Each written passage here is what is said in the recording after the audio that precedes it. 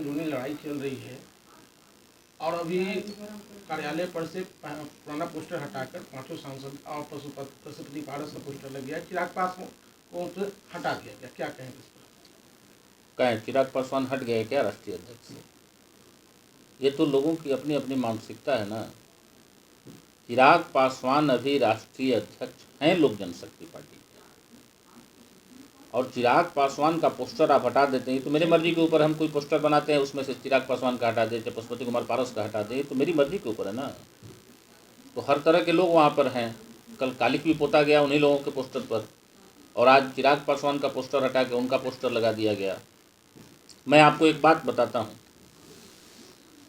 मैं आप लोगों के समक्ष हूँ और आप लोगों का सम्मान कर रहा हूँ। सबसे पहले सभी मीडिया बंधुओं का, जिन लोगों ने आम जनता को अक्सर सच दिखाने का काम किया है। लेकिन एक बात मैं समझ नहीं पाया कि पशुपति पारस जी को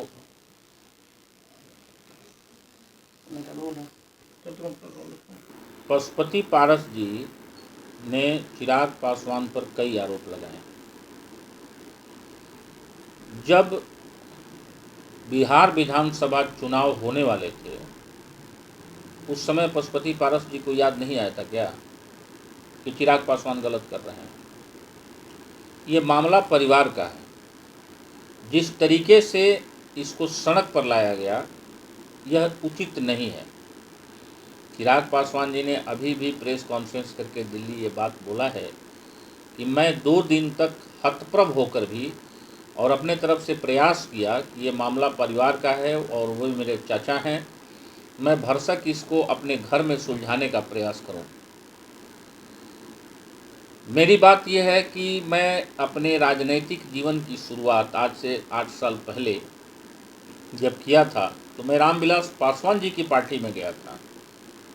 वो जिंदा नहीं बचे, लेकिन मेरे शुरू से आइडियल नेता चिराग पासवान रहे हैं। और सिर्फ मेरी बात नहीं है, पूरे बिहार के नौजवानों से आप आम समीक्षा करके पूछ लीजिए कि बिहार के 80% युवा जो हैं वो चिराग पासवान को पसंद करते हैं। भले ही दावेदारी पशुपति कुमार पारस करें या कोई और करें, लेकिन लोक जनशक्ति पार्टी बगैर चिराग पासवान के अधूरी है। चिराग पासवान के बगैर लोजपा का कद छोटा हो जाना है। कुछ ऐसी पार्टियां हैं बिहार में जिनके आंखों की किरकिरी बने हुए हैं चिराग पासवान, और मैक्सिमम लोग बिहार के ये जानते हैं कि ये कैसा प्रतिशोध निकाला जा रहा है। और जो लोग चिराग पासवान का विरोध कर रहे हैं वे दलित विरोधी हैं, क्योंकि रामविलास पासवान साहब को दूसरा अंबेडकर माना जाता था। ये बात पशुपति कुमार पारस जी ने भी कल कहा है।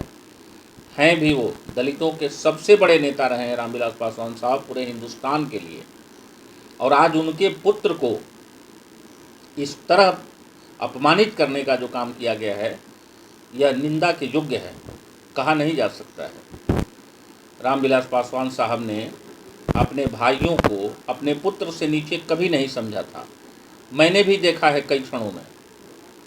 आज वही भाई अपने घर का दरवाज़ा बंद कर दिए चिराग पासवान जी के प्रवेश के लिए। लेकिन ऊपर वाला सब कुछ देख रहा है, न्याय तो होना है। मामला लोकसभा अध्यक्ष के पास भी चिराग पासवान जी ने भी लिखित दिया है कि संवैधानिक अधिकार हमारा है, तो न्याय मिलना चाहिए, मुझे भरोसा है। आज कार्यालय में भी पोस्टर उनका हटा दिया गया है और 5 सांसदों और पशुपति पारस जी अपना पोस्टर लगा दिए हैं। तो लगा लें, उनकी मर्जी के ऊपर है।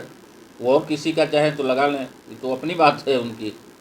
अब कल चिराग पासवान जी जब फिर से अध्यक्ष बने ही रहेंगे तो फिर वो तय करेंगे कि इनका पोस्टर हटाना है कि इनका रखना है। ये तो सर चलता रहेगा ना। लेकिन आखिर क्या कारण है कि मतलब मंशा क्या है, मोटो क्या है? दोनों एक दूसरे से अलग हो गए हैं, या कहीं पोस्ट के लेकर कहीं ऐसा सर जहाँ तक मेरी जानकारी है कि कुछ ऐसा था नहीं पहले से, ये तो अचानक सब कुछ खबर में आया है।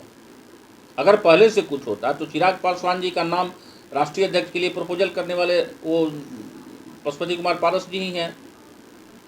सारे लोगों से अच्छे संबंध थे, जो भी सांसद थे सबके साथ बहुत अच्छे संबंध थे।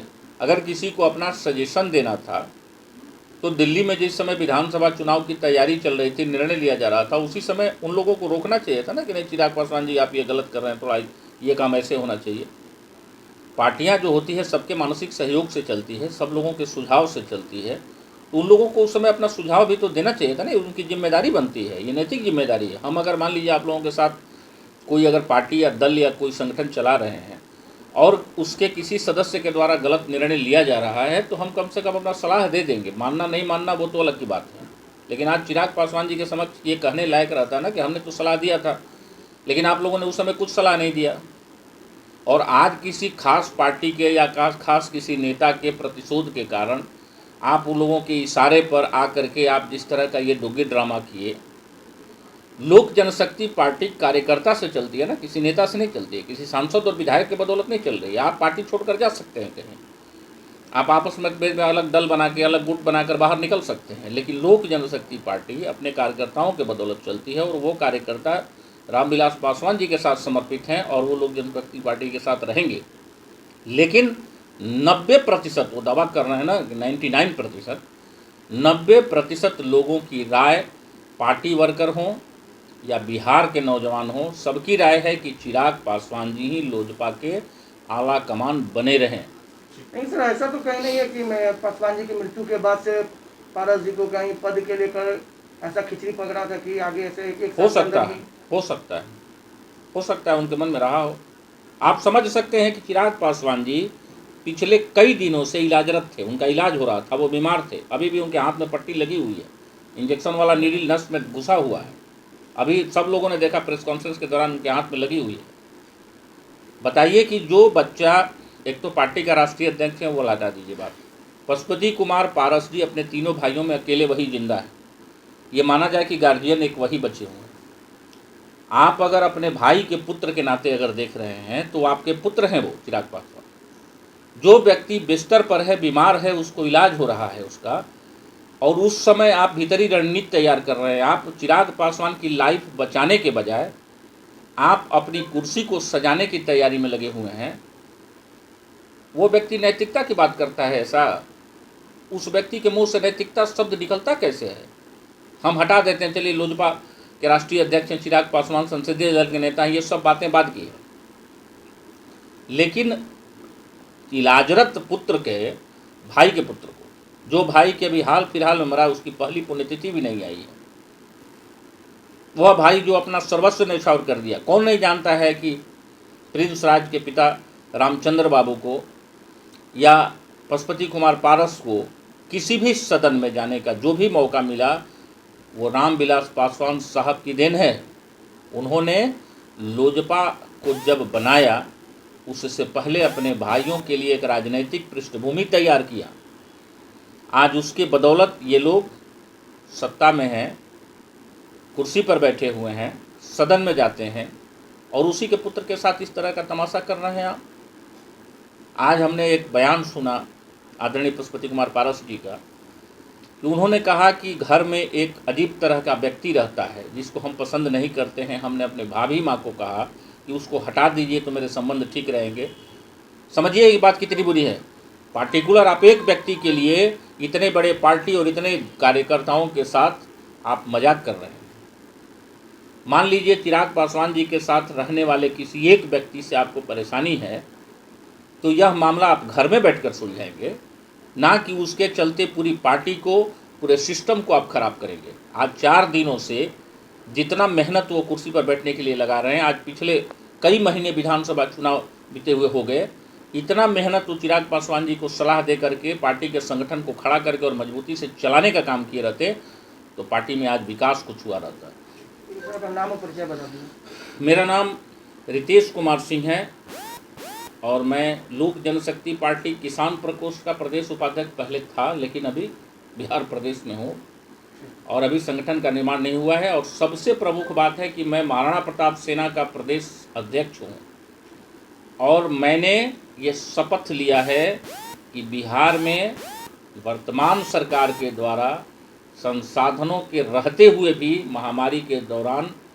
जितने चीज़ों का कमी दिखाई दिया, जिसके चलते जनता ने हर तकलीफ झेला है, उसके लिए मैं प्रश्न पूछूंगा।